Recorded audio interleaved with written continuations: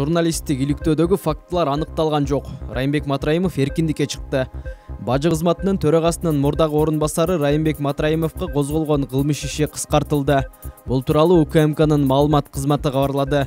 УКМКдан мурда билдиргенде 2021 жылдын 18 февралында ал кылмыштуу кирешилерди легалдаштыруу фактысы боюнча козголгон кылмыш ишинин алкагында кармалып жана аны камакка алуу боюнча баш коргоо чарасы каралган. Сотко чейинки өндүрүштү баштоого Райымбек Матраимовдун Дубайда кымбат мүлкү бар экендиги боюнча Азаттык медиа мекемесинин журналисттик иликтөөсүнүн материалдары негиз болгон. Бул иштерди аныктоодо Матраимовдун жана анын үй бүлө мүчөлөрүнүн чет өлкөлөрдө кандайдыр бир мүлктөрүнүн болушу жөнүндөгү тергөө тарабынан КМШ өлкөлөрүнүн, Европанын, Кытайдын, Туркиянын жана ошондой эле Дубай Эмиратынын компетенттүү органдарына тиешелүү өтүнүчтөр жөнөтүлгөн.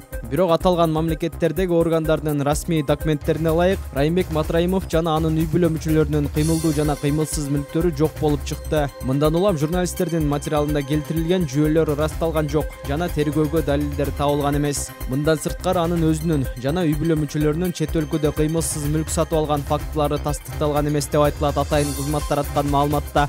Жазык процессинин мыйзамдарынын талаптарын эске алуу менен Райымбек Матраимовго карата козголгон кылмыш иши токтотулуп, камакка алуу түрүндөгү баш коргоо чарасы жокко чыгарылды. Ошол эле учурда Матраимов өз ыктыяры менен баасы 20 миллион сомдон жогору жалпы аянты 232,3 метр квадратты түзгөн квартирасы мамлекеттин бюджетине өткөрүп берген. Жоопко тартыш керек. Депутат шайлоого келбеген жарандарга чара колдонууну сунуштады. Жогорку кеңештин депутаты Улукбек Садиков шайлоого жарандардын милдеттүү катышуусу жөнүндө мыйзам кабыл алууну сунуштоодо. Мындай пикирин ал парламенттин бүгүн 15 апрелдеги жыйынында айтты. Эл өкүлү соңку ирет шайлоолорго өтө көп каражат жумшалганы менен шайлоочулардын аз катышып жатканынан нааразы болду. Азыр шайлоочулардын 30-40% гана катышып жатат. Бул өтө аз. Ушунча акчаны ысырап кылып, коррупцияга да жол берип жатабыз. Талапкерлер элди шайлоого алып келүү үчүн акча берип, атайын унаа менен ташып жатышат. Шайлоого атайын мыйзам киргизбесек болбойт. Бул ар бир кыргыз жаранынын милдети болушу керек. Келбегендерге атайын бир административдик чара колдонолу. БШКнын маалыматы боюнча 11 апрелдеги жергиликтүү кеңештерди шайлоого жана референдумга келгендердин саны 37%дын тегерегин түзгөн. Ал эми 10 январдагы президенттик шайлоого жана референдумга жалпы шайлоочулардын 39% катышкан. COVID-19 Ош шаарында көзөмөл күчөтүлөт.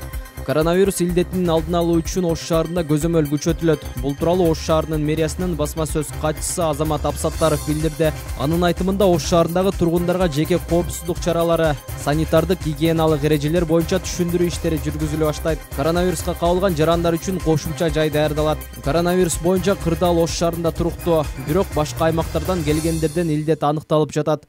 Мечиттерде таравих намаздарында аралыкты сактоо, бет кап тагынуу боюнча тапшырмалар берилип, базарларда эл көп чогулган жайларда түшүндүрүү иштери жүргүзүлүүдө, деди Апсаттаров. Ал кошумчалаганда 2 күн мурун Ош мэриясынын бир кызматкеринен коронавирус аныкталып, аны менен байланышта болгондордон ПЧР тест алынган. Буга чейин саламаттык сактоо жана социалдык өнүгүү министри Алымкадыр Бейшеналиев коронавирустун 3-толкуну Кыргызстанда май-июнь айларында башталышы мүмкүн экенин билдирген.